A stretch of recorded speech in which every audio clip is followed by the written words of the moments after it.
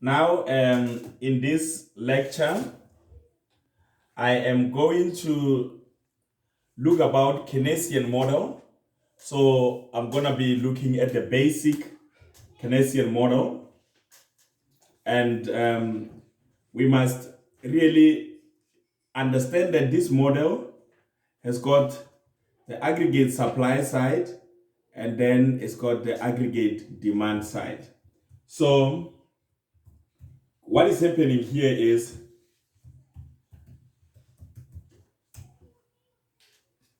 the aggregate supply side is passive.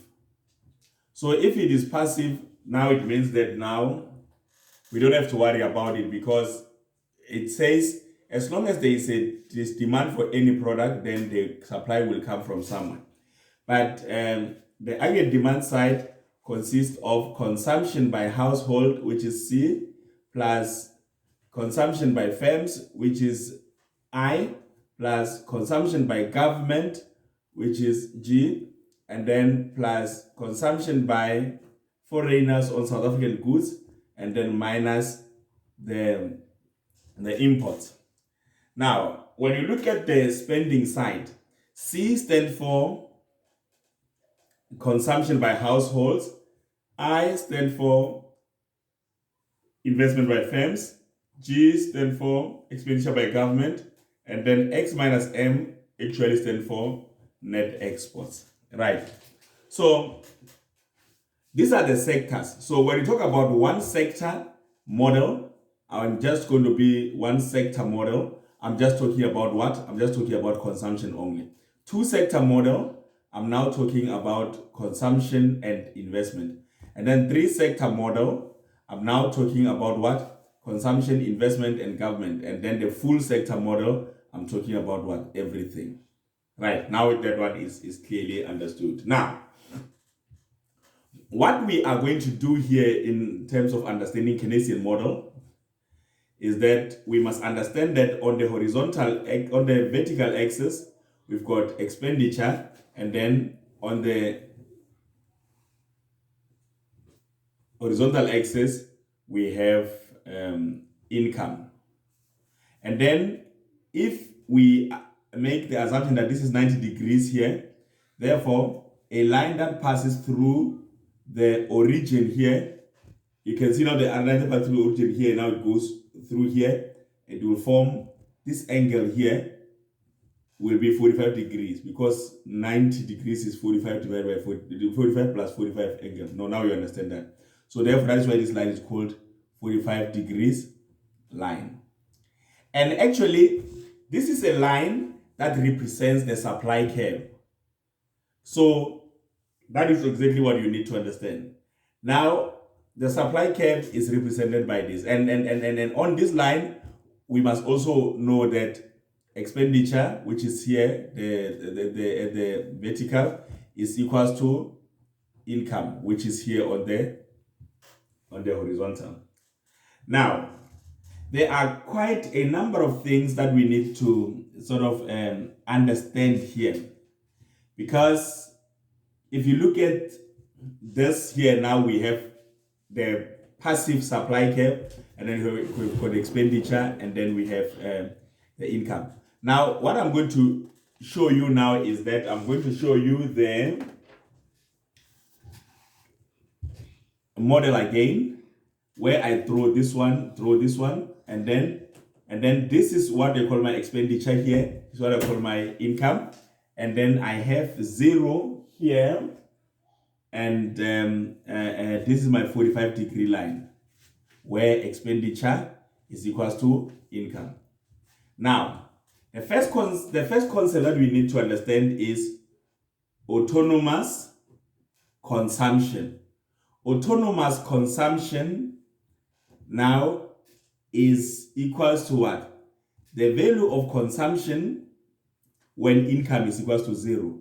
So now that is consumption when income is equals to 0. So now income is 0 here, and then consumption is there. So therefore, it's going to be somewhere here, and this is autonomous consumption. In this case, for argument's sake, we just make it 100 rand. So now this 100 rand stand for autonomous consumption. And what does autonomous consumption mean? Autonomous consumption means what? That even if you are unemployed, you still have to spend something for you to survive. You know, like this is something like that. So then when income increases, now it will sort of make you to buy more other things. So therefore we got induced consumption. Induced consumption, now it will be your consumption when income obviously is not equal to zero. Now income here must be equal to something. So when the income increases, then consumption increases. So therefore now it shows that our total expenditure line is going to be what? It's going to be positively sloped. You see it's sloping upward this way. Why? Because when income is increasing, this one must also increase. This is the consumption line. Now, because it's one sector model, I only have consumption line. Now, this consumption line consists of, and I'm just going to draw it here, C is equals to autonomous part, which is 100, plus, now, then this line must have a slope, and that slope is equals to MPC. MPC is what? Is the slope of consumption line. So therefore, in this case, I'll just say now is 0.8. I'm just giving it example so you know the slope here is 0.8. So if it's 0.8 and then YT, okay, Y here is my disposable income. Disposable income. So this is the formula for consumption line. So when you draw when we write the formula down, we say what?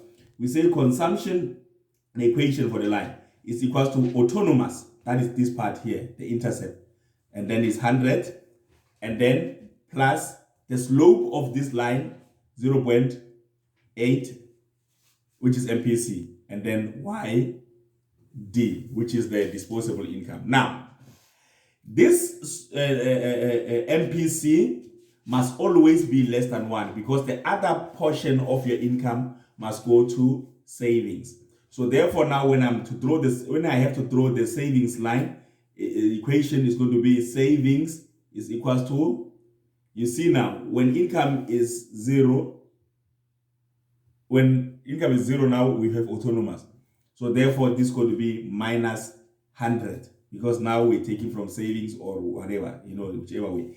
But now when it comes to the slope of the savings line, because remember I said, whatever portion that you don't spend, you save. So therefore this could be 0.2 YD. So therefore you can see that now, every time your income increases by 1 rand, 80 cents is going to the shops, but 20 cents is going to the bank. So therefore now these are the two equations for consumption and for savings.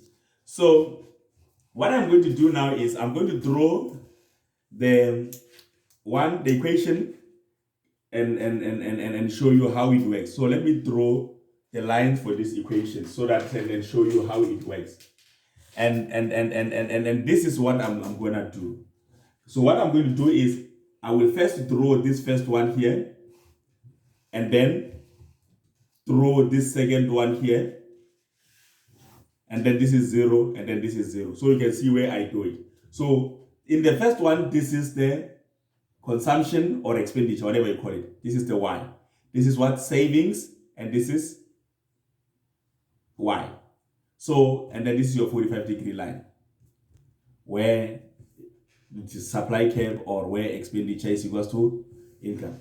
So if you've got 100 here, your autonomous consumption, and then you have this line here, and then this will be your equilibrium point. And then this one here will be negative 100 because now this is the savings part. And then this one here will be the savings line. But now remember, consumption is equals to 100 minus plus 0.8 YD. Here savings is equals to negative 100 plus 0.2 YD. And then now look, when this one when consumption here is equals to this one here, this is the equilibrium. Then if you go down, you will see that now your savings is actually zero.